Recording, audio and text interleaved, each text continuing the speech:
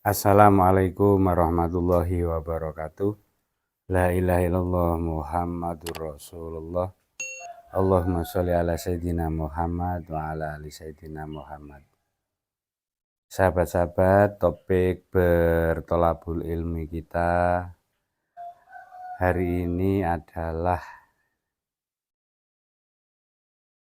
menyimak kembali pola-pola pendidikan anak yang bisa kita lihat dari buku Islamic Parenting karya Syekh Jamal Abdurrahman. Ada banyak tip-tip dalam mendidik anak pada usia 10-14 tahun, sahabat-sahabat, karena usia ini adalah usia yang melandasi anak kelak nanti dewasa. Di bagian ini kita akan melihat 10 tips bagaimana pola pendidikan anak yang baik sehingga mereka akan menjadi pribadi-pribadi yang kuat pada masa dewasanya. Yang pertama, sahabat,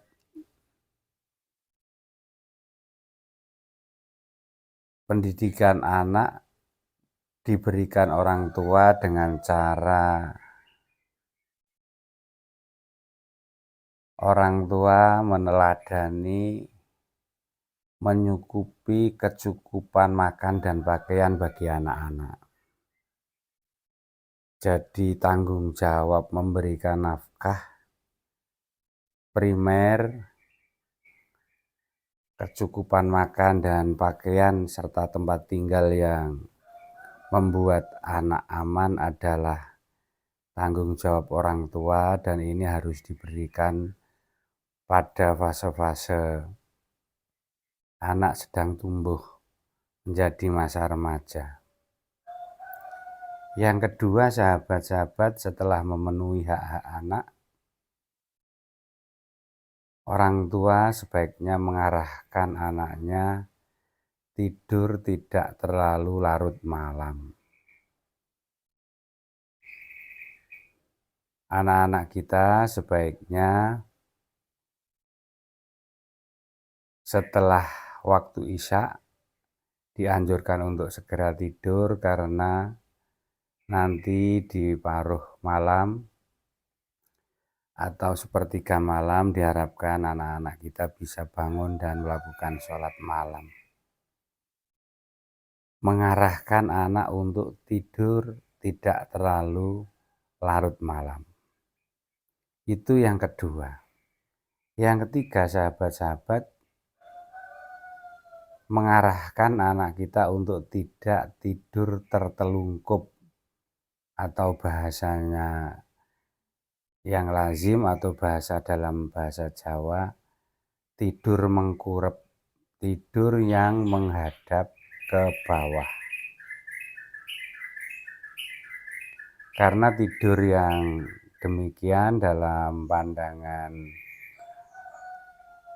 Islam adalah tidur yang kurang baik, tidur yang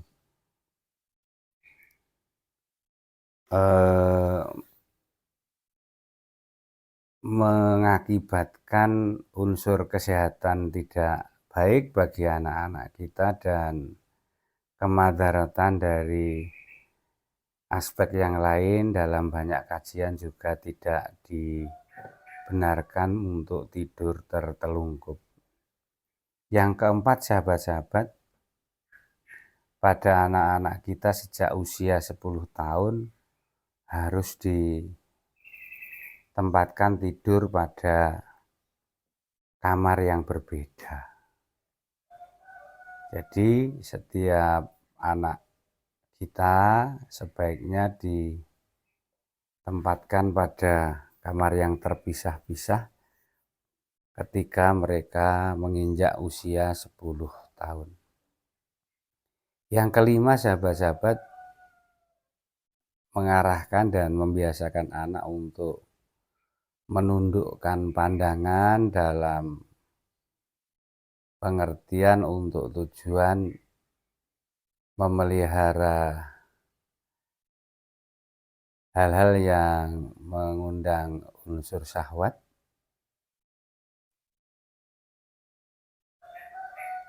karena di usia-usia menuju remaja ini perlu arahan-arahan, sebagaimana Rasulullah pernah bersabda. Beliau menyatakan bahwa redaksinya demikian, sahabat-sahabat.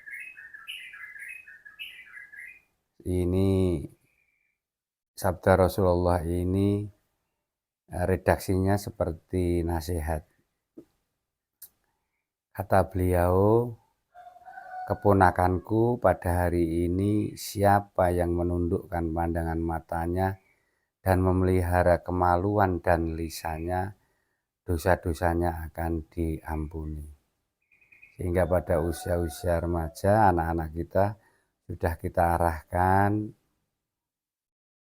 pandangan matanya, kemudian hal-hal yang membangkitkan unsur kesahwatan, dan lisannya, sahabat-sahabat. Yang keenam,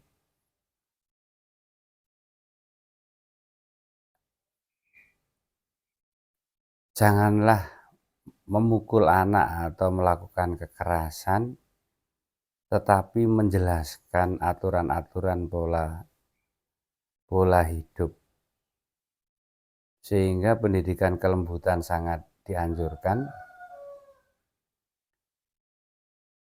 apalagi anak-anak kita yang sedang tumbuh belajar melakukan peribadatan dengan baik. Senyampang anak-anak kita masih sholat dan menegakkan aturan-aturan dalam agama, diharapkan tidak perlu melakukan kekerasan terhadap anak-anak kita, sahabat-sahabat. Yang ketujuh, sahabat-sahabat, jikapun kita melakukan hukuman kepada anak, harus dilakukan dengan cara-cara yang halus dan cara-cara yang lembut. Kelembutan itu bisa dilakukan dengan kata-kata maupun dalam bentuk tindakan yang tidak membuat sakit secara fisik anak-anak kita. Yang kedelapan, sahabat-sahabat, kita tidak diperkenankan memanjakan anak dengan menuruti semua kemauannya, tetapi memberikan penjelasan-penjelasan untuk apa mereka memiliki kemauan tertentu. Sehingga dengan tidak selalu menuruti dan memanjakan sesuai selera anak, sesungguhnya kita melatih anak untuk tidak berpola hidup konsumtif ataupun hidup yang senantiasa menuruti keinginannya. Dan ini menjadi penting dalam rangka pengendalian anak di masa dewasa. Yang kesembilan, sahabat-sahabat, membiasakan anak mengajak untuk menjenguk dan mendoakan orang lain yang sedang sakit. Ini menjadi penting sehingga anak punya kepedulian kepada orang lain, terutama kepada keluarga dan kerabat yang sedang dirundung sakit.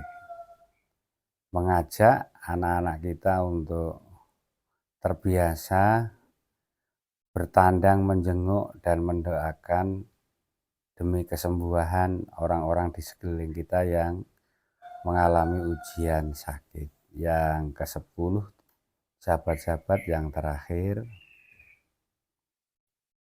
jikapun anak dalam kehidupan sehari-hari melakukan kekeliruan, orang tua perlu meluruskan dengan kata-kata yang bijak maupun pola-pola anak pola-pola yang membuat anak tidak tersinggung dan tersakiti. Demikian sahabat-sahabat 10 tips dalam pendidikan anak, terutama di usia 10-14 tahun, di mana usia mereka sebagai etapa fondasi menuju usia kedewasaan. Semoga bermanfaat. Ihdinas siratal mustaqim. Assalamualaikum warahmatullahi wabarakatuh.